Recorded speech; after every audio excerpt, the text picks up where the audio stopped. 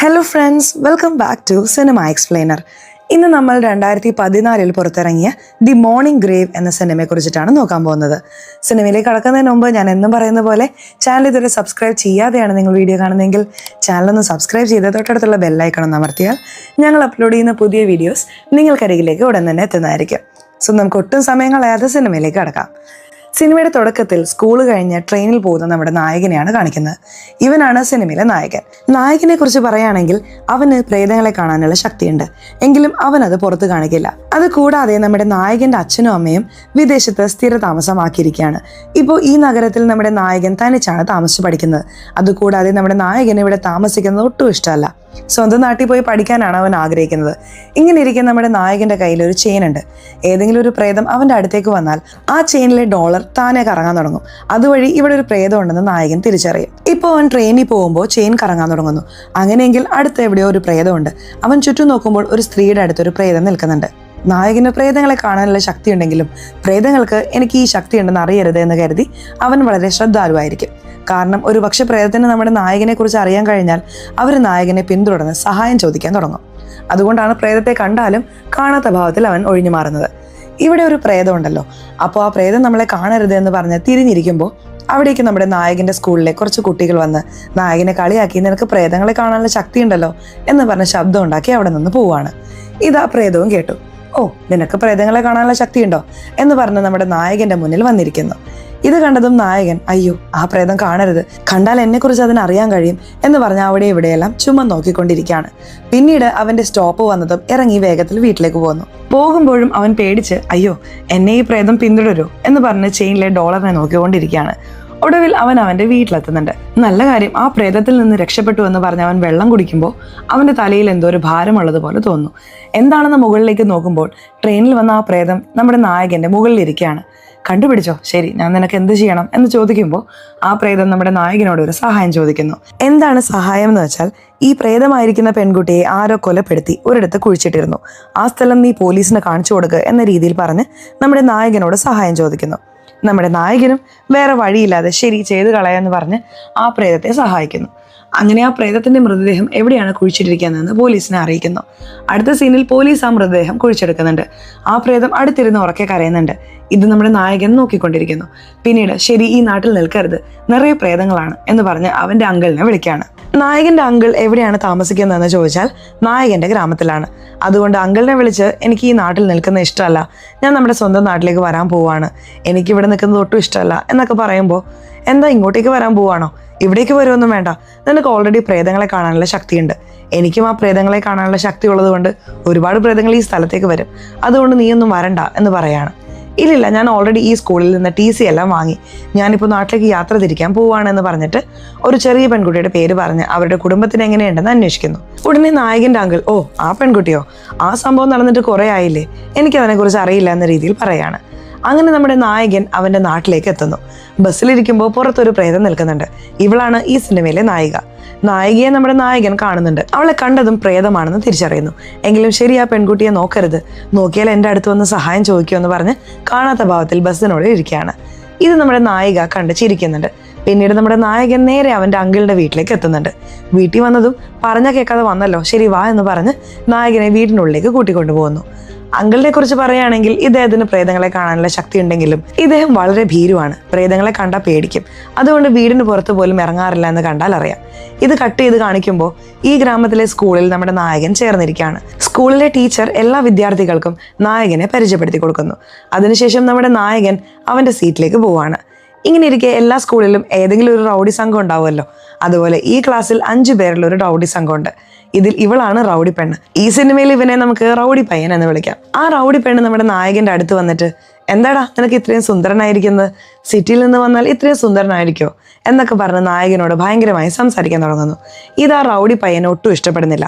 എങ്കിലും നമ്മുടെ നായകനോട് ഈ റൗഡി പെണ്ണ് പറയുന്നതൊന്നും ചെവി കൊടുക്കാതെ അവൻ അവന്റെ കാര്യം നോക്കിക്കൊണ്ടിരിക്കുകയാണ്. അപ്പോഴാണ് ഈ ക്ലാസ് റൂമിലെ ജനലിൽ ഏതൊരു പ്രേതം കയ്യിൽ രക്തക്കറയുമായി വന്ന് തട്ടുന്നത്. ഈ പ്രേതത്തെ കണ്ടതും നമ്മുടെ നായകൻ പേടിച്ചു പോകുന്നുണ്ട്. ചേടാ, ഈ നാട്ടിൽ അധികം പ്രേതം ഉണ്ടാവില്ല എന്ന് വിചാരിച്ചാൽ സ്കൂളിൽ തന്നെ ഒരു പ്രേതം ഉണ്ടോ എന്ന് മനസ്സിനുള്ളിൽ പെരുപെടുത്തിട്ട് അവന്റെ അങ്കിളിന്റെ അടുത്ത് വന്ന് ഇതെല്ലാം പറയാണ്. ഉടനെ ആങ്കിൾ എന്താണ് പറയുന്നതെന്ന് വെച്ചാൽ, ഇങ്ങനെ രക്തക്കറയുമായി പ്രേതം വന്നാൽ അതൊന്നും ശ്രദ്ധിക്കരുത്, അവരെല്ലാം പ്രതികാരം ചെയ്യാൻ ആഗ്രഹിക്കുന്നവരാണ്, അതുകൊണ്ട് അവർക്ക് സഹായം ചെയ്യാൻ ശ്രമിക്കരുത് എന്നൊക്കെ പറഞ്ഞ് നായകന് കുറെ ഉപദേശങ്ങൾ കൊടുക്കുന്നു. ഇനി കട്ട് ചെയ്ത് അടുത്ത ദിവസം രാവിലെ ആവുന്നുണ്ട്. നമ്മുടെ നായകൻ സ്കൂളിലേക്ക് പോകുമ്പോൾ ഒരിടത്തൊരു പെൺകുട്ടിയും ഒരു നായയും ഇരിക്കുന്നത് കാണാണ്. കണ്ടതും നമ്മുടെ നായകന് ഇഷ്ടാവുന്നുണ്ട്. ശരി, ഇതിനെ വരയ്ക്കാന്ന് പറഞ്ഞ് അവന്റെ നോട്ട് എടുത്ത് വരയ്ക്കാൻ തുടങ്ങുന്നു. ഈ സമയത്ത് നമ്മുടെ നായിക ഈ സ്ഥലത്തേക്ക് വന്ന്, നിനക്ക് ആ നായെല്ലാം കണ്ണിൽ കാണാനുണ്ടോ? ആ നായ കഴിഞ്ഞ മാസം ചത്തുപോയതാണ് എന്നൊക്കെ പറഞ്ഞുകൊണ്ടിരിക്കുന്നു. എന്നാൽ നമ്മുടെ നായകനാണെങ്കിൽ നായിക പറയുന്നത് ശ്രദ്ധിക്കുന്നതേ ഇല്ല. ഇതേ സമയം ആ റൗഡി പയ്യനുണ്ടല്ലോ, അവൻ അവന്റെ സംഘത്തെ കൂട്ടി നമ്മുടെ നായകന്റെ അടുത്ത് വന്ന് ഭയങ്കരമായി അടിച്ച്, എന്താടാ എൻ്റെ ആളെ നീ കറക്കാൻ നോക്കുകയാണോ എന്നൊക്കെ പറഞ്ഞ് നായകനോട് വഴക്കിടുകയാണ്. ഞാൻ എവിടെയാ സംസാരിച്ചത്? നിന്റെ ആളാണ് എൻ്റെ അടുത്ത് വന്ന് സംസാരിച്ചുകൊണ്ടിരുന്നത് എന്ന് പറഞ്ഞ് നമ്മുടെ നായകനെ നാണം കെടുത്തുന്നു. ഉടനെ ആ റൗഡി പയ്യൻ നമ്മുടെ നായകനെ അടിച്ച്, നിനക്ക് പ്രേതങ്ങളെ കാണാനുള്ള ശക്തി ഉണ്ടല്ലോ എന്ന് പറഞ്ഞ ആ ചെറിയ പെൺകുട്ടിയുടെ പേര് ഓർമ്മിപ്പിക്കുന്നു. അത് ഈ ഗ്രാമത്തിലേക്ക് വരുമ്പോൾ നമ്മുടെ നായകൻ അവന്റെ അങ്കിളിനോട് ഒരു ചെറിയ പെൺകുട്ടിയുടെ പേര് പറഞ്ഞിരുന്നില്ലേ, ആ പെൺകുട്ടിയെ കുറിച്ചിട്ടാണ് ഈ റൗഡി പയ്യനും സംസാരിക്കുന്നത്. അപ്പോൾ നമ്മുടെ നായകന് ഒരു ഫ്ലാഷ് ബാക്ക് വരുന്നുണ്ട്. അതായത് നമ്മുടെ നായകൻ ചെറുപ്പത്തിൽ ഇവിടെയുള്ള സ്കൂളിൽ പഠിക്കുമ്പോൾ ഒരു ചെറിയ പെൺകുട്ടി മരിച്ചു പോയിട്ടുണ്ടായിരുന്നു. അതിനുശേഷം ആ ചെറിയ പെൺകുട്ടി നമ്മുടെ നായകനോട് സംസാരിക്കുന്നത് അവൻ ഓർമ്മിക്കുന്നു. ഇനി കട്ട് ചെയ്ത് ആ റൗഡി സംഘത്തിലെ ഒരു പെൺകുട്ടിയെ കാണിക്കുന്നു. റൗഡി സംഘത്തിൽ മൊത്തം 5 പേരാണ് ഉണ്ടായിരുന്നത്. അതിലൊരു പെൺകുട്ടിയാണ് ഈ പെൺകുട്ടി. അവൾ വീട്ടിലേക്ക് നടന്നുകൊണ്ടിരിക്കുമ്പോൾ ആരോ അവളെ പിന്തുടരുന്നത് അവൾക്ക് മനസ്സിലാവുന്നു. ആരാണ് എന്നെ ഫോളോ ചെയ്യുന്നത് എന്ന് പറഞ്ഞ് തിരിഞ്ഞു നോക്കുമ്പോൾ പെട്ടെന്ന് ഈ റൗഡി പെണ്ണ് ഈ സ്ഥലത്തേക്ക് വന്ന് ഈ പെൺകുട്ടിയെ പേടിപ്പിക്കുന്നു. എടി, എന്താടി ഇങ്ങനെ ചെയ്യുന്നത് എന്ന് പറഞ്ഞ് അവരോട് കുറച്ചു നേരം സംസാരിച്ചിട്ട് വീട്ടിലേക്ക് എത്തുന്നു. അപ്പോൾ നോക്കുമ്പോൾ വീടിനുള്ളിൽ എന്തോ ഒരു വിചിത്രമായ ശബ്ദം കേൾക്കുന്നുണ്ട്. ഇവൾ വീട് മുഴുവൻ ചുറ്റി നടന്നു നോക്കുമ്പോൾ ഒരു മുറിയുടെ മുകളിൽ ഏതോ ഒരു കറുത്ത കവർ കെട്ടിയിട്ടിരിക്കുന്നു. അവൾ പേടിച്ചുകൊണ്ട് ആ കറുത്ത കവർ തുറക്കാൻ നോക്കുമ്പോൾ അതിൽ നിന്ന് ഭയങ്കരമായ രക്തമെല്ലാം ഈ പെൺകുട്ടിയുടെ മുകളിലേക്ക് തെറിക്കുന്നു. ആരാണ് ഇങ്ങനെയൊക്കെ ചെയ്യുന്നത് എന്ന് പറഞ്ഞ് രക്തമെല്ലാം കഴുകിക്കളയുമ്പോൾ ഇവളുടെ വീട്ടിൽ എന്തോ ഒന്ന് അമാനുഷികമായി നടക്കുന്നത് പോലെ തോന്നുന്നു. എന്താണെന്ന് നോക്കുമ്പോൾ ഒരു മാസ്ക് ഇട്ടതുപോലെയുള്ള ഒരു പ്രേതത്തെ കാണുന്നു. അവൾ വേഗത്തിൽ ഫോൺ എടുത്ത് ഒരു മുറിയിൽ പോയി ഒളിച്ചിരുന്ന് അവളുടെ റൗഡി സംഘത്തെ വിളിച്ച്, ഈ രീതിയിൽ ഞാൻ സാഗിയെ ഈ സ്ഥലത്ത് കണ്ടു, അവൾ വന്നല്ലോ എന്ന രീതിയിൽ പറയുമ്പോൾ ആ മാസ്ക് ഇട്ട പ്രേതം ഈ പെൺകുട്ടിയെ അടിച്ച് വലിച്ചുകൊണ്ട് പോകുന്നു. ഇനി അടുത്ത ദിവസം ആവുന്നുണ്ട്.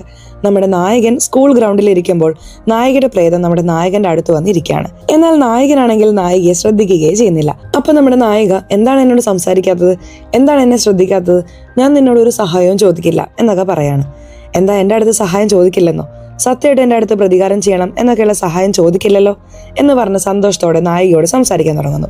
ഇങ്ങനെ അവർ രണ്ടുപേരും സംസാരിച്ചുകൊണ്ടിരിക്കുമ്പോൾ ആ ഗ്രൗണ്ടിൽ ഈ റൗഡി പയ്യനുണ്ടല്ലോ, അവനൊരു പയ്യനെ പിടിച്ച് അടിക്കുന്നുണ്ട്. ഇത് നമ്മുടെ നായിക കണ്ടതും, നീ എന്തിനാണ് അവനെ തടഞ്ഞു നിർത്താത്തത്, അവൻ ഇങ്ങനെയെല്ലാം പ്രശ്നങ്ങൾ ഉണ്ടാക്കുന്നുണ്ടല്ലോ, അവനെ എതിർത്ത് എന്തെങ്കിലും ചോദിക്കേണ്ടതല്ലേ എന്ന് ചോദിക്കുമ്പോൾ നമ്മുടെ നായകനാണെങ്കിൽ ഒരു മറുപടിയും പറയാതെ ഇരിക്കുകയാണ്. അയ്യോ, മാസ്ക് പ്രേതം വന്നല്ലോ, എനിക്ക് ഇവിടെ നിന്ന് പോകണമെന്ന് പറഞ്ഞ് വേഗത്തിൽ ആ ഗ്രൗണ്ടിൽ നിന്ന് ഓടിപ്പോകുന്നു. നമ്മുടെ നായകന് ഒന്നും മനസ്സിലാവുന്നില്ല. എന്താണ് ഇത്? നായിക ഒരു പ്രേതമാണ്, അവൾ തന്നെ വേറൊരു പ്രേതത്തെ കണ്ട് പേടിച്ചു പോവാണോ? അപ്പോൾ അത് എന്ത് പ്രേതമായിരിക്കും എന്ന് പറഞ്ഞ് അവൻ്റെ കയ്യിൽ ഒരു $1 വെച്ചിരുന്നല്ലോ, ആ $1 വെച്ച് ആ മാസ്ക് പ്രേതം എവിടെയാണെന്ന് ഞാൻ കണ്ടുപിടിക്കാൻ പോവാണെന്ന് പറഞ്ഞ് സ്കൂൾ മുഴുവൻ അങ്ങനെ തിരയാൻ തുടങ്ങുകയാണ്. ഇങ്ങനെ ഒരു സ്ഥലത്ത് വന്നതും ആ $1 താനെ കറങ്ങാൻ തുടങ്ങുന്നു. ഓ, അതിനുള്ളിലായിരിക്കും ആ പ്രേതം ഉള്ളത്, അതാണ് ആ കൊടും ക്രൂരമായ മാസ്ക് പ്രേതം, അതിനെ ഞാൻ കാണാൻ പോവുകയാണെന്ന് പറഞ്ഞ് ആ വാതിൽ തുറക്കുമ്പോൾ ഉള്ളിൽ വേറെ ഏതോ ഒരു പ്രേതമാണുള്ളത്. അയ്യോ, വേറെ ഏതോ പ്രേതമാണുള്ളത്, ഇതിനി എന്നെക്കുറിച്ച് അറിയാൻ വരരുത് എന്ന് പറഞ്ഞ് ഈ സ്ഥലത്ത് ഭയങ്കരമായി പൊടി പിടിച്ചിട്ടുണ്ടല്ലോ എന്ന് പറഞ്ഞ് ആ പ്രേതത്തിന് മുന്നിൽ വെച്ച് അഭിനയിച്ച് അവിടെ നിന്ന് രക്ഷപ്പെട്ടു പോവാണ്. ഇനി കട്ട് ചെയ്ത് വീട് കാണിക്കുമ്പോൾ നായകന്റെ അങ്കിൾ കത്തിയെടുത്ത് ഏതോ ഒരു വ്യായാമം എല്ലാം ചെയ്തുകൊണ്ടിരിക്കുകയാണ്. അതേതോടെ നമ്മുടെ നായകൻ സങ്കടം പറയുന്നുണ്ട്. ഞാൻ എന്തിനാണ് ഒരു തെറ്റ് കണ്ടാലും അതിനെ തടഞ്ഞു നിർത്താത്തത്?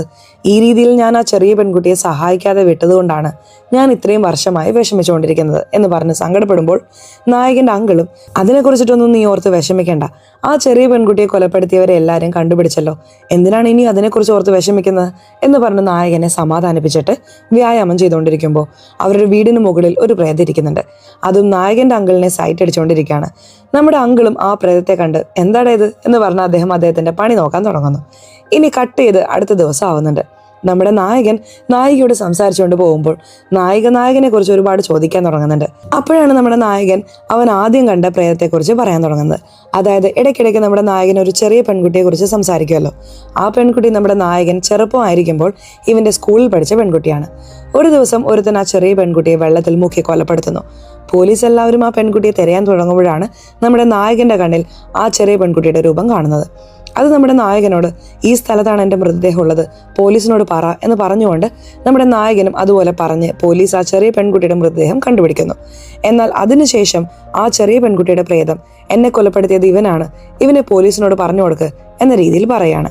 എന്നാൽ നമ്മുടെ നായകൻ ആ കൊലയാളിയെ പോലീസിനോട് പറഞ്ഞു കൊടുക്കാൻ പേടിച്ച് അറിയില്ല എന്ന് പറയാണ്. അതുകൊണ്ടാണ് ഇത്രയും വർഷമായി ഒരു കുറ്റബോധത്തിലിരിക്കുന്നത്. ആ ചെറിയ പെൺകുട്ടിയുടെ ആത്മാവ് എൻ്റെ അടുത്ത് പറഞ്ഞിരുന്നു. എങ്കിലും ഞാൻ പോലീസിനോട് ഒന്നും പറഞ്ഞില്ല. ഞാനൊരു ഭീരുവാണെന്ന് പറഞ്ഞ് വളരെ വിഷമിച്ചിരിക്കും. എന്നാൽ അടുത്തിടെ ആ ചെറിയ പെൺകുട്ടിയെ കൊലപ്പെടുത്തിയ കൊലയാളിയെ കണ്ടുപിടിച്ചിട്ടുണ്ടായിരുന്നു.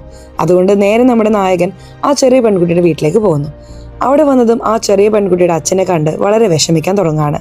ഉടനെ ആ ചെറിയ പെൺകുട്ടിയുടെ അച്ഛൻ, നീയാണല്ലോ എൻ്റെ മകളുടെ മൃതദേഹം കണ്ടുപിടിക്കാൻ സഹായിച്ചത്, അതുകൊണ്ടാണ് ഇപ്പോൾ ആ കൊലയാളിയെ കണ്ടുപിടിച്ചത്, അതുകൊണ്ട് നീ ഒന്നും വിഷമിക്കേണ്ട എന്ന രീതിയിൽ നായകനെ ആശ്വസിപ്പിക്കുമ്പോൾ ആ ചെറിയ പെൺകുട്ടിയുടെ ആത്മാവ് ആ വീട്ടിലുണ്ടെന്ന് നമ്മുടെ നായകൻ കാണുന്നു.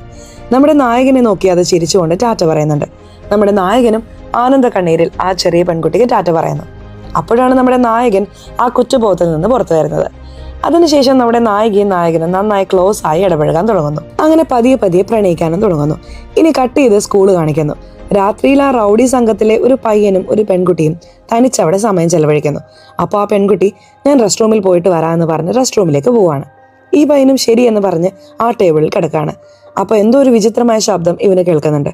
എന്താണ് ഈ ശബ്ദം എന്ന് പറഞ്ഞ് അവൻ എഴുന്നേൽക്കുമ്പോൾ അങ്ങനെ നോക്കുമ്പോൾ ആ മാസ്ക് പ്രേതം അവന്റെ മുന്നിൽ വന്ന് അങ്ങനെ അവനെ വലിച്ചടച്ച് കൊണ്ടുപോവാണ്. ഈ റെസ്റ്റ് റൂമിലുള്ള ആ പെൺകുട്ടിക്ക് ഈ ശബ്ദം കേൾക്കുന്നുണ്ട്. ഉടനെ പുറത്തു വന്ന് ഈ ക്ലാസ് റൂമിൽ അവന്റെ കാമുകനെ തെരഞ്ഞു നോക്കുകയാണ്. എന്നാൽ നോക്കുമ്പോൾ അവനെ കാണാനില്ല. എവിടെ പോയെന്ന് പറഞ്ഞ് ചുറ്റും നോക്കിക്കൊണ്ടിരിക്കുമ്പോൾ ആ സ്ഥലത്ത് ഈ മാസ്ക് പ്രേതം നിൽക്കുന്നു. ഇത് കണ്ടതും ഭയങ്കരമായി അവൾ പേടിച്ച് അവിടെ നിന്ന് ഓടിപ്പോകുന്നു. ഫോൺ എടുത്ത് ഒരു പെൺകുട്ടിയെ വിളിച്ച് സാഗി വന്നു എന്ന രീതിയിൽ കരയാണ്. ആ സൈഡിൽ നിന്ന് ഞാനാണ് സാഗി സംസാരിക്കുന്നത് എന്ന് പ്രേതം സംസാരിക്കുമ്പോൾ അത്ര തന്നെ അടുത്ത സെക്കൻഡിൽ ഈ പെൺകുട്ടിയെയും അടിച്ച് വലിച്ചയച്ചുകൊണ്ട് പോവാണ്. അവിടെ കട്ട് ചെയ്ത് നമ്മുടെ നായകനും നായികയും അങ്കിളും TV കണ്ടുകൊണ്ടിരിക്കുന്നു. ഇവരുടെ വീടിന് മുകളിൽ ഒരു പ്രേതം ഇരുന്നുകൊണ്ട് ഈ അങ്കിളിനെ സൈറ്റ് അടിച്ചുകൊണ്ടിരിക്കുന്നത് കണ്ടോ. ആ പ്രേതം ഇവരുടെ കൂടെ ഇരുന്ന് TV കാണുന്നുണ്ട്. അപ്പോൾ TVയിൽ തുടക്ക സീനിൽ ഒരു ട്രെയിനിൽ നിന്നൊരു പ്രേതം വന്ന് സഹായം ചോദിച്ചില്ലേ, നായകനും ആ മൃതദേഹം കണ്ടുപിടിക്കാൻ സഹായിച്ചിരുന്നു കണ്ടോ. ആ പെൺകുട്ടിയെ കൊലപ്പെടുത്തിയ കൊലയാളിയെ കണ്ടുപിടിച്ചു എന്ന രീതിയിൽ ന്യൂസിൽ കാണിക്കുന്നു. ഇത് കണ്ടതും നമ്മുടെ നായകൻ, അതെ സ്കൂളിലെ ഏതോ ഒരു മാസ്ക് ഇട്ട പ്രേതം കറങ്ങി നടക്കുന്നുണ്ടല്ലോ, അത് ഏത് പ്രേതമാണ്, എന്തിനാണ് എല്ലാ പ്രേതങ്ങളും അതിനെ കണ്ട് പേടിക്കുന്നത് എന്നൊക്കെ പറഞ്ഞ് ഈ അങ്കിളിനോട് സംസാരിച്ചുകൊണ്ടിരിക്കുമ്പോൾ ഇവരുടെ കൂടെ ഉണ്ടായിരുന്ന ഒരു പ്രേതം ഉണ്ടല്ലോ, ആ പ്രേതം എന്താണ് പറയുന്നതെന്ന് വെച്ചാൽ ആ മാസ്ക് ഇട്ട പ്രേതത്തിന്റെ പേര് സാഗി, അവൾ തന്നെയാണ് ഇനിയും ആ സ്കൂളിൽ കറങ്ങിക്കൊണ്ടിരിക്കുന്നത് എന്ന രീതിയിൽ പറയാണ്. അപ്പോൾ നായകന്റെ അങ്കിൾ ചോദിക്കുന്നുണ്ട്, ആരാണ് ആ പ്രേതം, എന്തിനാണ് ഇവളിവിടെ കറങ്ങിക്കൊണ്ടിരിക്കുന്നത്, അവൾക്ക് എന്താണ് വേണ്ടത് എന്നൊക്കെ ചോദിക്കുമ്പോൾ വീണ്ടും ഈ പ്രേതം എന്താണ് പറയുന്നതെന്ന് വെച്ചാൽ സാഗി തന്നെയാണ് അവളുടെ പേര് എന്ന രീതിയിൽ തന്നെ വീണ്ടും പറയാണ്. അതുകൊണ്ട് നമ്മുടെ നായകൻ എന്താണ് ചെയ്യുന്നതെന്ന് വെച്ചാൽ അടുത്ത ദിവസം ക്ലാസ്സിലേക്ക് വന്നതും സാഗി എന്ന് പറഞ്ഞ ഇവിടെ ഒരു പെൺകുട്ടി പഠിച്ചിരുന്നു, ആ കുട്ടിയുടെ ഫോട്ടോ എനിക്ക് കിട്ടുമോ എന്നൊക്കെ ചോദിക്കുമ്പോൾ ഒരു കണ്ണാടി പെണ്ണ് നമ്മുടെ നായകന് ഫോട്ടോ അയച്ചു കൊടുക്കാൻ വേണ്ടി തിരയുന്നു. അങ്ങനെ നോക്കുമ്പോൾ ആ റൗഡി പെണ്ണ് അവളെ കണ്ട് തടഞ്ഞുകൊണ്ട് പേടിച്ച് അങ്ങനെ അയക്കാതെ വിടുന്നു. അങ്ങനെ ആ റൗഡി പെണ്ണ് നമ്മുടെ നായകന്റെ അടുത്ത് വന്ന് അവളെക്കുറിച്ച് എനിക്കറിയില്ല, അവളൊരു നല്ല പെൺകുട്ടിയെ ആയിരുന്നില്ല എന്ന രീതിയിൽ പറഞ്ഞ് സമാധാനിപ്പിക്കുന്നു. ഇപ്പോൾ ആ റൗഡി സംഘത്തിൽ ആരൊക്കെയാണുള്ളത്? ഈ റൗഡി പയ്യനും ഈ റൗഡി പെണ്ണും മാത്രമാണ്. കാരണം 3 പേരെയും ആ പ്രേതം അടിച്ച് വലിച്ചഴിച്ചുകൊണ്ട് പോയില്ലേ. അപ്പോൾ അവരെങ്ങനെയാണ് കാണാതെ പോയത്, നമ്മുടെ കൂട്ടുകാരെവിടെ പോയി എന്നുള്ളത് ഈ റൗഡി പെണ്ണും ഈ റൗഡി പയ്യനും അറിയില്ല. ഇങ്ങനെ ഇരിക്കുന്ന നമ്മുടെ നായകനുമായി ചേർന്ന് സമയം ചെലവഴിക്കുമ്പോൾ നമ്മുടെ നായകന് ഒരു മെസ്സേജ് വരുന്നുണ്ട്. ആരാണെന്ന് നോക്കിയാൽ ആ കണ്ണാടി പെണ്ണ് നമ്മുടെ നായകന് ആ സാഗി എന്ന പെൺകുട്ടിയുടെ ഫോട്ടോ അയച്ചിരിക്കുന്നു. സാഗി എന്ന പെൺകുട്ടിയുടെ ഫോട്ടോ കണ്ടതും നമ്മുടെ നായകൻ അങ്ങനെ ഞെട്ടിപ്പോവാണ്. അപ്പോൾ നായികയോട് അതിനെക്കുറിച്ച് ചോദിക്കുമ്പോൾ നമ്മുടെ നായികയ്ക്കും സാഗിയെക്കുറിച്ച് അവളൊന്നും ആത്മഹത്യ ചെയ്തതല്ല, ആത്മഹത്യ ചെയ്തതിന്റെ കാരണം അവരാണ് എന്ന് പറഞ്ഞ് ഏതോ ഒരു കഥയെല്ലാം പറയുന്നുണ്ട്. എന്നാൽ അത് എന്ത് കഥയാണെന്ന് നമ്മളെ കാണിക്കുന്നില്ല. അതിനുശേഷം നമ്മുടെ നായകൻ നേരെ ആ റൗഡി പെണ്ണിന്റെയും റൗഡി പയ്യന്റെയും അടുത്ത് വന്ന്, നിങ്ങളാണ് അവൾ ആത്മഹത്യ ചെയ്തതിന് കാരണം, സാഗി നിങ്ങളെ വെറുതെ വിടില്ല, നിങ്ങളോട് പ്രതികാരം ചെയ്യും എന്ന രീതിയിൽ ഭയങ്കരമായി പറഞ്ഞ് അവിടെ നിന്ന് പോവുകയാണ്. ഇപ്പോൾ ഈ റൗഡി പെൺകുട്ടികൾക്ക് എന്തോ ഒരു കാര്യം അറിയാൻ വരുന്നുണ്ട്. ഒരു പക്ഷേ സാഗി തന്നെയായിരിക്കും നമ്മുടെ കൂട്ടുകാരെ വലിച്ചഴിച്ചുകൊണ്ട് പോയിട്ടുണ്ടാവുക എന്നൊക്കെ സംശയത്തോടെ ചോദിക്കുമ്പോൾ അതിന് ആ റൗഡി പയ്യൻ ഒരു ഫോട്ടോ എടുത്ത് കാണിക്കുന്നുണ്ട്. ഇത് കണ്ടതും ഒരു പക്ഷേ ആ സാഗി പെൺകുട്ടിയുടെ അച്ഛൻ തന്നെയായിരിക്കും ഇതെല്ലാം ചെയ്തുകൊണ്ടിരിക്കുന്നതെന്ന് വിചാരിക്കുന്നു. നമുക്ക് പോയി അദ്ദേഹത്തെ കാണാം എന്ന് പ്ലാനിട്ട് ഈ റൗഡി പെണ്ണും ഈ റൗഡി പയ്യനും സാഗി പെൺകുട്ടിയുടെ വീട്ടിലേക്ക് പോവാണ് അവളുടെ അച്ഛനെ കാണാൻ വേണ്ടി. പോകുന്നതിന് മുമ്പ് നമ്മുടെ നായകന് ഈ രീതിയിൽ ഞങ്ങൾ സാഗിയുടെ വീട്ടിലേക്ക് പോവാണ് എന്ന് മെസ്സേജ് അയച്ചിട്ടാണ് പോകുന്നത്. ഇനി കട്ട് ചെയ്ത് നമ്മുടെ നായകനെ കാണിച്ചാൽ അവൻ അവൻ്റെ അങ്കിളിനോട് സംസാരിച്ചുകൊണ്ടിരിക്കുമ്പോൾ ഇവരയച്ച മെസ്സേജ് വരുന്നുണ്ട്. ഇത് കണ്ടതും ഞാനും ആ സാഗിയുടെ വീട്ടിലേക്ക് പോയേ പറ്റൂ, അല്ലെങ്കിൽ ആ മാസ്ക് പ്രേതം ഇവരെന്തെങ്കിലും ചെയ്ത് കളയും, അതുകൊണ്ട് ഞാൻ വേഗത്തിൽ പോവുകയാണെന്ന് പറഞ്ഞ് വേഗത്തിൽ അവിടെ നിന്ന് പോകുമ്പോൾ ഈ അങ്കിൾ ഉണ്ടല്ലോ, അദ്ദേഹം നമ്മുടെ നായകന് ഒരു കത്തി കൊടുത്ത്, ഇതൊരു ശക്തിയുള്ള കത്തിയാണ്, ഇത് നിന്റെ സുരക്ഷയ്ക്ക് വേണ്ടി വെച്ചോ എന്ന് പറഞ്ഞ് നമ്മുടെ നായകന് കൊടുത്തയക്കുന്നു. നമ്മുടെ നായകനും ആ കത്തി വാങ്ങിച്ച് വേഗത്തിൽ സാഗിയുടെ വീട്ടിൽ വന്ന് നോക്കുകയാണ്. നോക്കുമ്പോൾ സാഗിയുടെ അച്ഛൻ മാത്രം പുറത്തു വരുന്നു. അദ്ദേഹത്തെ പ്രേതം അടിച്ചതുപോലെ ഇരിക്കുന്നുണ്ട്. ഉടനെ നമ്മുടെ നായകൻ വേഗത്തിൽ വീടിനുള്ളിലേക്ക് പോയി നോക്കുമ്പോൾ ആ റൗഡി പെണ്ണും റൗഡി പയ്യനും ചത്തുകിടക്കാണ്. ആ സാഗി പ്രേതം ഇവരെയും കൊന്നുകളഞ്ഞു. അയ്യോ, ഞാൻ എത്താൻ വളരെ വൈകി പോയല്ലോ എന്നോർത്ത് വിഷമിച്ചിട്ട് വേറെ എന്തെങ്കിലും ആ വീട്ടിൽ കിട്ടുമോ എന്ന് പറഞ്ഞ് തിരഞ്ഞു നോക്കുമ്പോൾ ഒരു അലമാര നമ്മുടെ നായകൻ തുറക്കുന്നു. അപ്പോൾ നോക്കിയാൽ ഉള്ളിലൊരു സ്കൂൾ കുട്ടിയുടെ മൃതദേഹമുണ്ട്. മുഖത്തൊരു മാസ്ക് ഇട്ടിരിക്കുന്നു. അപ്പോൾ നമ്മുടെ നായകൻ ആ മാസ്ക് എടുക്കുന്നുണ്ട്. എടുത്തതും അപ്പോഴാണ് ഒരു വലിയ ട്വിസ്റ്റ്. എന്താണെന്ന് വെച്ചാൽ സാഗി എന്ന പെൺകുട്ടി വേറെ ആരുമല്ല, നമ്മുടെ നായികയാണ്. പിന്നീട് നമ്മുടെ നായികയുടെ ജീവിതത്തിൽ എന്ത് സംഭവിച്ചു എന്നൊരു ഫ്ലാഷ് ബാക്ക് കാണിക്കുന്നു. നമ്മുടെ നായിക ഈ സ്കൂളിൽ പഠിക്കുമ്പോൾ ഈ സ്കൂളിൽ ഒരു കണ്ണാടിയിട്ട പെൺകുട്ടി ഉണ്ടല്ലോ, ആ പെൺകുട്ടിയെ ഈ റൗഡി സംഘം ഭയങ്കരമായി ഉപദ്രവിച്ചിട്ടുണ്ടായിരുന്നു. ഭയങ്കരമായി ചീത്ത പറഞ്ഞിട്ട് അവളെ വെച്ച് ആ റൗഡി സംഘം ഭയങ്കരമായി തമാശകളൊക്കെ കളിച്ചുകൊണ്ടിരിക്കും. അങ്ങനെ കട്ട് ചെയ്ത് അടുത്ത സീനിൽ ഈ ക്ലാസ് ടീച്ചർ ഈ റൗഡി പെൺകുട്ടിയെ വിളിച്ചിട്ട് ഈ രീതിയിൽ നീ ഭയങ്കരമായി എല്ലാവർക്കും ബുദ്ധിമുട്ടുണ്ടാക്കുന്നുണ്ട്, നിന്റെ പേരിൽ ഭയങ്കരമായ പരാതികളെല്ലാം വന്നിട്ടുണ്ട്, അതുകൊണ്ട് ഒരു പെൺകുട്ടി മാത്രം തനിച്ചാണ് നിന്റെ പേരിൽ പരാതി തന്നിരിക്കുന്നത്, ഈ രീതിയിൽ ഇനിയും നീ ഒരുപാട് പേർക്ക് ബുദ്ധിമുട്ടുണ്ടാക്കുകയാണെങ്കിൽ നീ തീർന്നു എന്ന് പറഞ്ഞ് ഭയങ്കരമായി ആ റൗഡി പെൺകുട്ടിയെ ശകാരിച്ച് ആ ടീച്ചർ പോവാണ്. എന്നാൽ ഈ പരാതി കൊടുത്ത പേപ്പർ ഇവിടെ തന്നെ വെച്ചിട്ട് പോവാണ്. അത് കണ്ടിട്ട് ആ റൗഡി പെണ്ണ് എന്നെ കുറിച്ച് ആരാണ് പരാതി നൽകിയത്, ആരാണ് പരാതി കൊടുത്തതെന്ന് ഞാൻ ഇപ്പോൾ തന്നെ കണ്ടുപിടിക്കുമെന്ന് പറഞ്ഞ് ക്ലാസ് റൂമിൽ വന്ന് ഇവിടെ പഠിക്കുന്ന എല്ലാ വിദ്യാർത്ഥികളുടെയും കൈയക്ഷരം വെച്ച് പരിശോധിച്ച് നോക്കുന്നു. അതിൽ നമ്മുടെ നായികയുടെ കൈയക്ഷരം ഈ പരാതി പേപ്പറുമായി ഒത്തുപോകുന്നു. അത്ര തന്നെ ഈ റൗഡി സംഘം നമ്മുടെ നായികയെ പിടിച്ച് ഭയങ്കരമായി ഉപദ്രവിക്കാൻ തുടങ്ങുന്നു. ലൈറ്റർ വെച്ച് അവളെ ഭയങ്കരമായി പൊള്ളിക്കുകയും കണ്ണിൽ ഭയങ്കരമായി അടിക്കുകയൊക്കെ ചെയ്യുന്നു. എന്നാൽ ഇതിൽ എന്ത് വലിയ പ്രശ്നമാണുള്ളതെന്ന് വെച്ചാൽ നമ്മുടെ നായിക എന്തിനു വേണ്ടിയിട്ടാണ് ഇത് ചെയ്തിട്ടുണ്ടാവുക? ആ കണ്ണാടിയിട്ട പെൺകുട്ടിക്ക് വേണ്ടിയാണല്ലോ പരാതി തന്നെ കൊടുത്തത്. എന്നാൽ ആ കണ്ണാടിയിട്ട പെൺകുട്ടി നമ്മുടെ നായികയെ ശ്രദ്ധിക്കുകയേ ചെയ്യുന്നില്ല. അതുകൂടാതെ ഈ ക്ലാസ്സിലുള്ള ആരും തന്നെ നമ്മുടെ നായികയെ ശ്രദ്ധിക്കുന്നില്ല. ആ റൗഡി സംഘത്തെ പേടിക്കുന്നുണ്ട്. നമ്മുടെ നായികയും വീട്ടിൽ വന്ന് അവളുടെ അച്ഛനോട് എല്ലാം പറയുന്നു. അവളുടെ അച്ഛനും ഞാൻ വന്ന് പരാതി കൊടുക്കട്ടെ എന്ന് ചോദിക്കുകയാണ്. ഇല്ലപ്പാ, നിങ്ങൾ പരാതി കൊടുത്താലും എനിക്ക് തന്നെയാണ് കൂടുതൽ അപകടം, അതുകൊണ്ട് ഞാൻ തന്നെ നോക്കിക്കൊള്ളാം എന്ന രീതിയിൽ പറഞ്ഞ് സമാധാനിപ്പിക്കുന്നു. ഇങ്ങനെ ഇരിക്കുന്ന നമ്മുടെ നായിക ക്ലാസ്സിലായിരിക്കുമ്പോൾ വീണ്ടും നമ്മുടെ നായികയെ ഉപദ്രവിച്ച് എന്താ നീ പരാതി കൊടുക്കുന്നത്, ഇത് ഈ മാസ്ക് ഇട്ടോ, ഞാൻ ഏത് സ്ഥലങ്ങളിലാണോ ഇരിക്കുന്നത് ആ സ്ഥലങ്ങളിലെല്ലാം നീ മാസ്ക് ഇട്ടിരിക്കണം, മാസ്ക് ഊരിയാൽ നീ തീർന്നു എന്ന രീതിയിൽ വളരെ ഉപദ്രവിക്കാൻ തുടങ്ങുകയാണ്. നമ്മുടെ നായികയും വേറെ വഴിയില്ലാതെ ആ മാസ്ക് ഇട്ടുകൊണ്ട് തന്നെ കറങ്ങിക്കൊണ്ടിരിക്കുകയാണ്. എന്നാൽ മറ്റാരും ഇത് ശ്രദ്ധിക്കുന്നതേ ഇല്ല. ഇതേ സമയം ക്ലാസ് ടീച്ചർ നമ്മുടെ നായികയെ നോക്കിയിട്ട് എന്താ നീ എപ്പോഴും മാസ്ക് ഇട്ടുകൊണ്ടിരിക്കുന്നത്, മാസ്ക് ഊരി എന്ന് പറഞ്ഞ് മാസ്ക് ഊരി വാങ്ങിച്ചു പോവാണ്. അപ്പോൾ അതാണ് അവസരം എന്ന് പറഞ്ഞ് വീണ്ടും ആ റൗഡി പെണ്ണ് നമ്മുടെ നായികയെ പിടിച്ച് എന്താ നീ മാസ്ക് ഇല്ലാതിരിക്കുന്നത് എന്ന് പറഞ്ഞ് വളരെ ഉപദ്രവിക്കാൻ തുടങ്ങുകയാണ്. അതുകൊണ്ട് നമ്മുടെ നായിക വളരെ വിഷമിച്ച് നമ്മൾ ഈ ക്ലാസ് വിദ്യാർത്ഥികൾക്ക് വേണ്ടി നല്ലതാണ് ചെയ്തത്, എന്നാൽ ഒരാൾ പോലും എന്നെ ശ്രദ്ധിക്കുന്നില്ലല്ലോ എന്ന് പറഞ്ഞ് അവളുടെ വീട്ടിൽ തന്നെ ആത്മഹത്യ ചെയ്ത് മരിച്ചു പോവാണ്. അങ്ങനെ ഫ്ലാഷ് ബാക്ക് അവിടെ കട്ടാവുന്നു. അപ്പോൾ എങ്ങനെയാണ് രണ്ട് പ്രേതങ്ങളെന്ന് ചോദിച്ചാൽ നമ്മുടെ നായിക മരിക്കുന്നതിന് മുമ്പ് വളരെ നല്ല കുട്ടിയായിരുന്നു, വളരെ നിഷ്കളങ്കയായിരുന്നു. എന്നാൽ മരിക്കുമ്പോൾ ഭയങ്കര ആഗ്രഹത്തിൽ നമുക്ക് വേണ്ടി ഒരാൾ പോലും വന്നില്ലല്ലോ എന്ന് പറഞ്ഞ് വളരെ ദേഷ്യത്തിൽ ആത്മഹത്യ ചെയ്ത് മരിച്ചതുകൊണ്ട് രണ്ട് ആത്മാക്കളായി പിരിഞ്ഞിരുന്നു. ഒന്ന് നല്ല ആത്മാവും രണ്ട് പ്രതികാരം ചെയ്യണമെന്ന ചിന്തയിൽ കറങ്ങിക്കൊണ്ടിരിക്കുന്ന മാസ്ക് ഇട്ട ആത്മാവും. അപ്പോൾ വീണ്ടും ആ വീടിനുള്ളിൽ എന്തെങ്കിലും ഉണ്ടായോ എന്ന് തിരഞ്ഞു നോക്കുമ്പോൾ ഒരു ഡയറി ഉണ്ട്. ഈ ഡയറി എവിടെയോ കണ്ടിട്ടുണ്ടല്ലോ എന്ന് പറഞ്ഞ് തുറന്നു നോക്കുമ്പോൾ ഉള്ളിൽ നമ്മുടെ നായകൻ വരച്ച ഡ്രോയിങ് ഉണ്ട്. ഈ ഡയറി ചെറുപ്പത്തിൽ നമ്മുടെ നായകൻ മിസ് ചെയ്ത ഡയറിയാണ്. അപ്പോൾ ഈ സാഗി എന്ന പെൺകുട്ടി മറ്റാരുമല്ല, അവൻ ചെറുപ്പത്തിൽ ഈ നാട്ടിൽ പഠിക്കുമ്പോൾ എൻ്റെ ക്ലാസ്സിലെ പെൺകുട്ടിയാണ് സാഗി എന്ന രീതിയിൽ നമ്മുടെ നായകൻ അറിയാൻ വരുന്നു. അപ്പോൾ വേറെ എന്തെങ്കിലും കിട്ടുമെന്ന് തിരഞ്ഞു നോക്കുമ്പോൾ വേറൊരു ഡയറിയിൽ 6 പേരുടെ പേര് എഴുതി വെച്ചിട്ടുണ്ടായിരുന്നു. അതിൽ 5 പേര് ഓൾറെഡി മരിച്ചു പോയിരുന്നു. അതാ റൗഡി സംഘം. ബാക്കിയുള്ള ഒരാളെ ഇനിയും കൊല്ലാതിരിക്കുകയാണ്. അതാരാണെന്ന് ചോദിച്ചാൽ ആ കണ്ണാടി പെണ്ണ്. അപ്പോൾ അടുത്തത് ഈ കണ്ണാടി പെണ്ണിനെയാണോ കൊലപ്പെടുത്താൻ പോകുന്നത്? അപ്പോൾ അവളെ നമ്മൾ എന്തായാലും രക്ഷിക്കണമെന്ന് പറഞ്ഞ് വേഗത്തിൽ സ്കൂളിലേക്ക് പോകാൻ തുടങ്ങുന്നു. കാരണം സ്കൂളിലാണ് പ്രത്യേക ക്ലാസ് നടന്നുകൊണ്ടിരിക്കുന്നത്. അങ്ങനെ പോകുന്നതിന് മുമ്പ് നായകൻ്റെ അങ്കിളിനെ വിളിച്ച് ഈ രീതിയിൽ സാഗിയുടെ വീട്ടിലാണ് അവളുടെ മൃതദേഹം ഉള്ളത്, അതെടുത്തിട്ട് പോയി നിങ്ങൾ അന്ത്യോപചാരം നടത്തണം, അപ്പോഴാണ് സാഗിയുടെ ആത്മാവ് ഈ ലോകം വിട്ടു പോകുന്നത് എന്നൊക്കെ പറയാണ്. നായകൻ്റെ അങ്കിളും ഭീരുമായിരുന്നെങ്കിലും ശരി ഞാൻ നിനക്ക് വേണ്ടി അത് ചെയ്യാം എന്ന് പറഞ്ഞ് നേരെ ആ സാഗിയുടെ വീട്ടിലേക്ക് പോവാണ്. ഈ സൈഡിൽ കട്ട് ചെയ്ത് സ്കൂളിനെ കാണിച്ചാൽ രാത്രിയിൽ പ്രത്യേക ക്ലാസ് അറ്റൻഡ് ചെയ്തുകൊണ്ടിരിക്കുകയാണ്. അപ്പോൾ ടീച്ചറുടെ മൊബൈലിൽ നിന്ന് ഇവർക്കുള്ളൊരു മെസ്സേജ് വരുന്നു. എന്താണെന്ന് വെച്ചാൽ എല്ലാ വിദ്യാർത്ഥികളും വേഗത്തിൽ ലൈബ്രറിയിലേക്ക് വരണമെന്ന രീതിയിൽ ആ ടീച്ചർ അയച്ചിരിക്കുന്നു. അപ്പോൾ എല്ലാ വിദ്യാർത്ഥികളും ഇറങ്ങി അങ്ങനെ ലൈബ്രറിയിലേക്ക് വരുന്നു. യഥാർത്ഥത്തിൽ ഇതാരാണ് അയച്ചിരിക്കുക? ഈ മാസ്ക് ഇട്ട പ്രേതം തന്നെയാണ്. എന്തിനാണെന്ന് ചോദിച്ചാൽ ഈ ലൈബ്രറി മുഴുവൻ പെട്രോൾ ഒഴിച്ചു വെച്ച് എല്ലാ വിദ്യാർത്ഥികളും വന്നതും എല്ലാ വിദ്യാർത്ഥികളെയും കത്തിച്ചു കളയാനാണ് ഈ മാസ്ക് പ്രേതത്തിന്റെ പ്ലാൻ. അതുപോലെ എല്ലാ വിദ്യാർത്ഥികളും ഈ ലൈബ്രറിയിലേക്ക് ഓടി വരാണ്. കറക്റ്റായിട്ട് നമ്മുടെ നായകനും ഈ ലൈബ്രറിയിലേക്ക് വരുന്നു. അപ്പോൾ ആ മാസ്ക് ഇട്ട പ്രേതത്തോട് ഒരുപാട് സംസാരിക്കാൻ ശ്രമിക്കുന്നുണ്ട്. എന്നാൽ ആ മാസ്ക് പ്രേതം പറയുന്നുണ്ട്, ഞാൻ ഈ വിദ്യാർത്ഥികൾക്ക് വേണ്ടിയിട്ടാണ് എല്ലാം ചെയ്തത്, എന്നാൽ എനിക്കൊരു പ്രശ്നം വന്നപ്പോൾ എന്നെ ആരും ശ്രദ്ധിച്ചില്ല. അതുകൊണ്ട് ഇവരെല്ലാവരെയും ഞാൻ കത്തിക്കാൻ പോവാണെന്ന് പറഞ്ഞ് കയ്യിലൊരു ലൈറ്റർ വെച്ചിരിക്കുകയാണ്. ഈ മാസ്ക് പ്രേതത്തെ കണ്ടിട്ട് ആ വിദ്യാർത്ഥികളെല്ലാം പേടിച്ചുപോയി. അപ്പോൾ നമ്മുടെ നായകൻ മാത്രം ഒരുപാട് പറയാൻ ശ്രമിക്കുന്നുണ്ട്. എങ്കിലും ആ മാസ്ക് പ്രേതം കേൾക്കാതെ ലൈറ്റർ അങ്ങനെ താഴേക്ക് ഇടുന്നു. എന്നാൽ കറക്റ്റ് സമയത്ത് ആ ലൈറ്ററിനെ ആരോ പിടിക്കുന്നുണ്ട്. ആരാണെന്ന് ചോദിച്ചാൽ നമ്മുടെ നായികയാണ്. നമ്മുടെ നായിക അവളുടെ മോശപ്പെട്ട ആത്മാവിനോട്, ഇവിടെ നോക്ക്, നമ്മളൊന്നും ഇങ്ങനെ ചെയ്യാൻ പാടില്ല. എങ്കിലും ആ മാസ്ക് പ്രേതം നമ്മുടെ നായിക പറയുന്നത് കേൾക്കുന്നത് പോലുമില്ല. അങ്ങനെ പെട്ടെന്ന് മറഞ്ഞിട്ട് അവിടെയുള്ള വിദ്യാർത്ഥികളുടെ ശരീരത്തിനുള്ളിൽ പോയി വീണ്ടും കൊലപ്പെടുത്താൻ ശ്രമിക്കുന്നു. ഉടനെ നമ്മുടെ നായകൻ അവന്റെ കയ്യിലുണ്ടായിരുന്ന ചെയിൻ എടുത്ത് ആരുടെ ശരീരത്തിലാണോ മാസ്ക് പ്രേതം ഉള്ളതെന്ന് ആ ഡോളർ വെച്ച് കണ്ടുപിടിക്കുന്നു. അത് ആ കണ്ണാടി വെച്ച പെൺകുട്ടിയുടെ ശരീരത്തിലായിരിക്കും ഉണ്ടായിരുന്നത്. അതിനുശേഷം നമ്മുടെ നായകൻ ആ മാസ്ക് പ്രേതത്തിന്റെ അടുത്ത് വന്നിട്ട് സാഗിയുടെ വീട്ടിൽ നിന്ന് എടുത്ത ആ ഡയറി കാണിക്കുന്നു. അപ്പോൾ അങ്ങനെ ഒരു ചെറിയ ഫ്ലാഷ് ബാക്ക് എന്താണെന്ന് വെച്ചാൽ, സാഗിയും നമ്മുടെ നായകനും ചെറുപ്പത്തിൽ നല്ല കൂട്ടുകാരായിരുന്നു. ഈ സ്കൂളിൽ തന്നെയാണ് പഠിച്ചിട്ടുണ്ടായിരുന്നത്.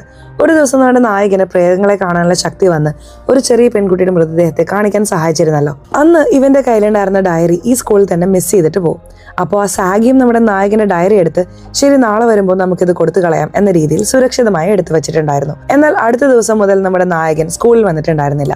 അപ്പോൾ ഞാനിനി എന്നാണ് നായകനെ കാണുന്നത്, അന്ന് ഞാൻ ഈ ഡയറി കൊടുക്കും എന്ന രീതിയിൽ ഈ സാഗി നമ്മുടെ നായകന്റെ ഡയറി എടുത്ത് വെച്ചിട്ടുണ്ടായിരുന്നു. ഇപ്പൊ ഈ ഡയറി നമ്മുടെ നായകൻ ആ മാസ്ക് പ്രേതത്തിന്റെ അടുത്ത് കാണിച്ചിട്ട്, ഞാനും നീ നല്ല കൂട്ടുകാരായിരുന്നു എന്നൊക്കെ പറയുമ്പോൾ ആ മാസ്ക് പ്രേതം അങ്ങനെ മാറി നമ്മുടെ നായികയുടെ രൂപമായി മാറുന്നു. ഉടനെ നമ്മുടെ നായിക, ഞാൻ ഈ ഡയറി നിനക്ക് തന്നെ തരണം എന്നാണ് വിചാരിച്ചിരുന്നത് എന്ന് പറഞ്ഞ് നായകനെ കെട്ടിപ്പിടിച്ച്, നായകനൊരു കത്തി വെച്ചിരുന്നല്ലോ, നായകന്റെ അങ്കിൾ കൊടുത്തത്, ആ കത്തി എടുത്ത് അവളുടെ ശരീരത്തിൽ അവൾ തന്നെ കുത്തിക്കയറ്റുന്നു. ഇതേ സമയം ഈ സൈഡിൽ നായകന്റെ അങ്കിൾ നമ്മുടെ നായികയുടെ മൃതദേഹം എടുത്ത് അന്ത്യോപചാരം എല്ലാം ചെയ്യാൻ തുടങ്ങുന്നു. അപ്പോൾ നമ്മുടെ നായികയുടെ ആത്മാവ് അങ്ങനെ മാഞ്ഞു പോകുന്നു. അങ്ങനെ കട്ട് ചെയ്ത് കുറച്ച് നാളുകൾക്ക് ശേഷം കാണിച്ചാൽ നമ്മുടെ നായികയുടെ കല്ലറയിൽ എല്ലാ വിദ്യാർത്ഥികളും വന്ന് അഞ്ജലി ചെയ്യുന്നു.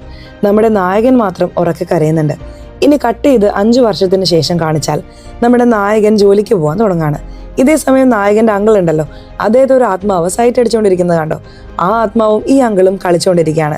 ഇത് കണ്ട നമ്മുടെ നായകൻ സംസാരിക്കാതെ, നിങ്ങൾ രണ്ടുപേരും കല്യാണം കഴിച്ചാൽ പോരെ എന്ന് കളിയാക്കിയിട്ട് പുതിയ ജോലിക്ക് വരുന്നു. എവിടെയാണെന്ന് ചോദിച്ചാൽ ഇവൻ പഠിച്ച ആ സ്കൂളിലേക്ക് പുതിയ ട്രെയിനിങ് ടീച്ചറായി വന്നിരിക്കുകയാണ്. അപ്പോൾ ഹെഡ് മാസ്റ്റർ നമ്മുടെ നായകനെ അവിടെയുള്ള എല്ലാ വിദ്യാർത്ഥികൾക്കും പരിചയപ്പെടുത്തിയിട്ട് പോവാണ്. നമ്മുടെ നായകനും എല്ലാ വിദ്യാർത്ഥികളോടും സംസാരിച്ചിട്ട് അവസാനത്തെ നിരയെ നോക്കിയാൽ ആ പ്രേതം ഇരിക്കുന്നുണ്ട്. അത് കണ്ടത് നമ്മുടെ നായകൻ, അവസാനത്തെ നിര എന്താണ് ഒഴിച്ചിട്ടിരിക്കുന്നത്, ആരും അങ്ങോട്ടേക്ക് ഇരിക്കുന്നില്ലേ എന്നൊക്കെ ചോദിക്കുമ്പോൾ എല്ലാ വിദ്യാർത്ഥികളും അവിടെ ഇരുന്ന വിദ്യാർത്ഥി കഴിഞ്ഞ ആഴ്ചയിലാണ് ഞങ്ങളെ വിട്ടു പോയത് എന്ന രീതിയിൽ പറയുന്നു. ഉടനെ നമ്മുടെ നായകനും ആ പ്രേതത്തെ കണ്ണിൽ കണ്ടാലും ആ പ്രേതത്തിന് എന്നെ കുറിച്ച് അറിയാൻ വിട്ടുകൊടുക്കരുത് എന്നൊക്കെ പറഞ്ഞ് അവിടെയും ഇവിടെയുമായി നോക്കി സമാധാനിക്കുന്നു. ആ പ്രേതവും അങ്ങനെ നമ്മുടെ നായകന്റെ അടുത്ത് വന്ന് നമ്മുടെ നായകന്റെ മുന്നിൽ വന്ന് പേടിപ്പിക്കുന്ന പോലെ കാണിച്ച് ഈ സിനിമ അവസാനിക്കുന്നു. അപ്പൊ ഈ സിനിമ എങ്ങനെയുണ്ടായിരുന്നു, ഇഷ്ടപ്പെട്ടോ? സിനിമയെ കുറിച്ചുള്ള നിങ്ങളുടെ അഭിപ്രായങ്ങൾ തീർച്ചയായിട്ടും കമന്റ് ബോക്സിൽ രേഖപ്പെടുത്തണേ. അതുപോലെ ചാനൽ ഇതുവരെ സബ്സ്ക്രൈബ് ചെയ്തിട്ടില്ലെങ്കിൽ ചാനൽ ഒന്ന് സബ്സ്ക്രൈബ് ചെയ്ത് ഈ വീഡിയോ ഇഷ്ടപ്പെട്ടാൽ തീർച്ചയായിട്ടും ലൈക്ക് കൂടി തരാൻ മറക്കല്ലേ. സോ ഇനി അടുത്തൊരു വീഡിയോയിൽ കാണാം. അതുവരെ ബൈ.